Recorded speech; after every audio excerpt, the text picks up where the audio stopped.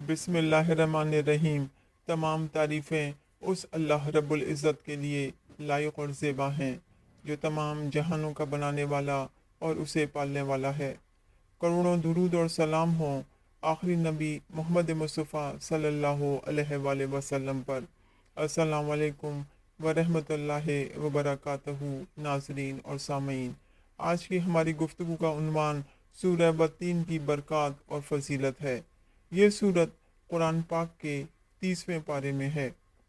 अगर कोई औरत की ख्वाहिश हो कि उसको लड़का पैदा हो तो इस सूरत को कागज़ पर लिखकर गले में बतौर ताबीज़ पहन ले। इंशाअल्लाह ताला खूबसूरत लड़का पैदा होगा।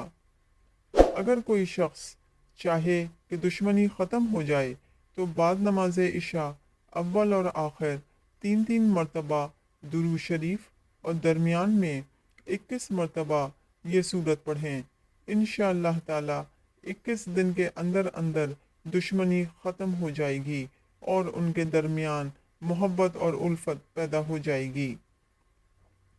चेहरे की खूबसूरती के लिए अव्वल और आखिर 3 मरतबा दुरूद शरीफ और दरमियान में 1 मरतबा ये सूरत पढ़कर हाथों पर दम करे और हाथ चेहरे पर फेर लें। इस अमल के करने से चेहरा इंतहाई पुरकशिश और खूबसूरत हो जाएगा। अगर कोई शख्स भाग गया हो तो उसे वापस लाने के लिए बाद नमाज इशा अव्वल और आखिर 9 मरतबा दुरूद शरीफ और दरमियान में 90 मरतबा ये सूरत पढ़ें। अमल की मुद्दत 90 दिन है।